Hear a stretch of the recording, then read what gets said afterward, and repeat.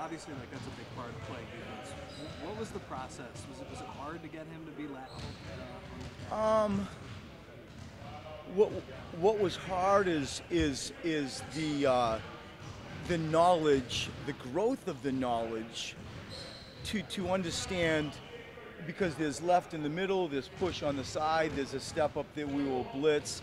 There can be some late red stuff from the late switching, like dirt stuff. If all of a sudden, he's back and somebody like so, there's lots of messaging that goes on in a nanosecond, and like push push push. That's easy, but it's way deeper. And so my answer to your question is the education in warp time, like now what, and on the fly, and being right, and telling them that I'd rather have them be strong and wrong, and just early is way better than later type stuff. The growth of that freedom and the growth of our sport and the education and the knowledge, now he's getting to be elite.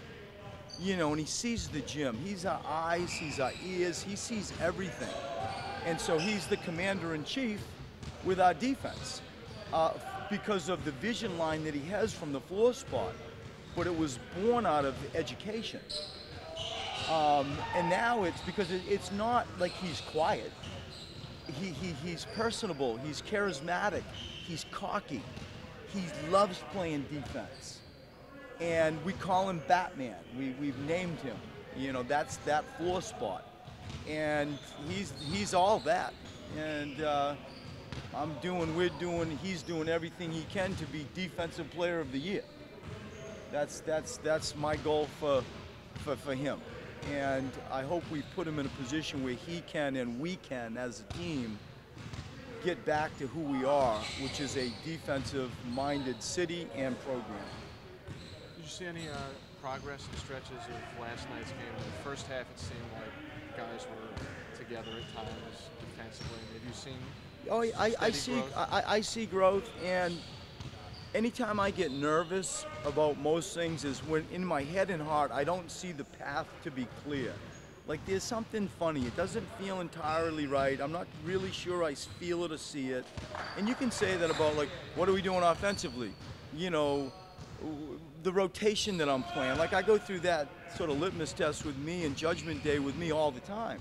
And so the path that we are on defensively, I'm all in. I'm doubling down.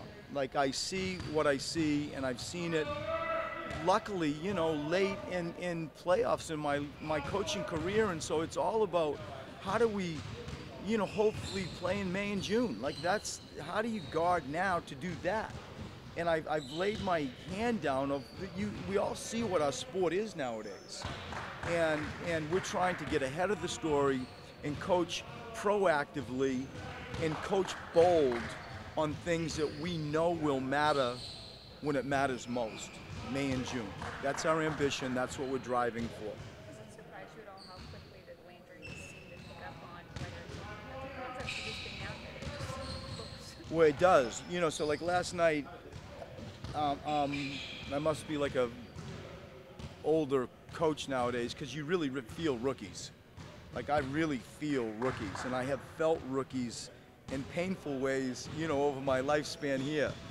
And like I'm looking out and feeling Markelle and Landry, and you feel like there's some growth, some inevitable growth, some necessary growth.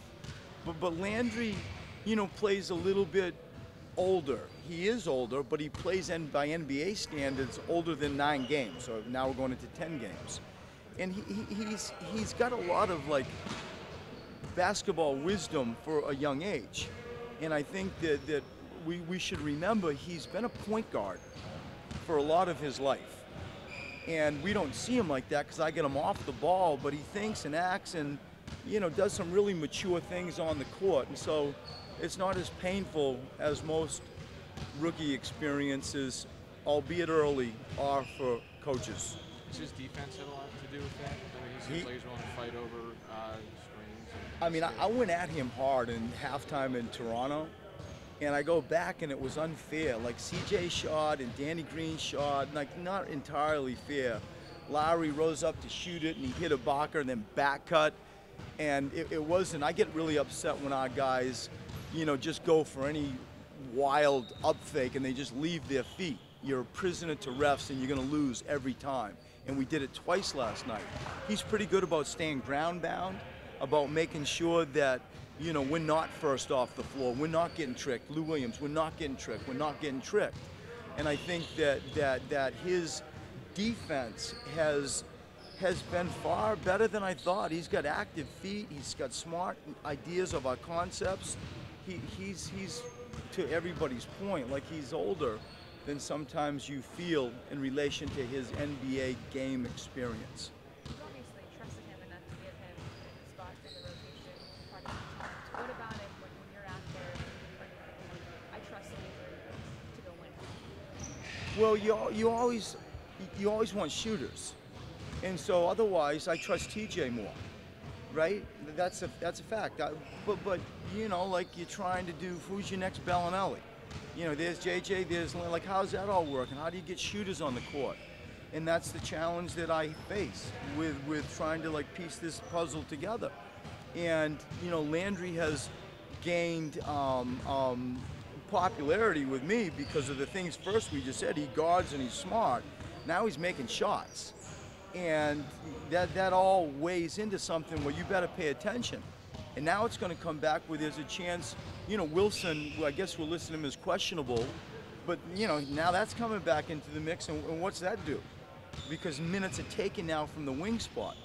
It's inevitable that Wilson will back up Robert Covington, and Wilson also has a chance as we grow him to learn some of the four spot, and possibly Cov and Wilson can play together, which means they're our wings. And so any way you talk about it, minutes are going to be taken. There's going to be a vacuum in a second.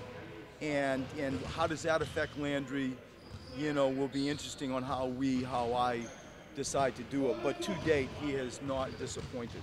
Speaking of Wilson, inching closer to getting him back, how was he at practice today? You know, he was good. You never really know.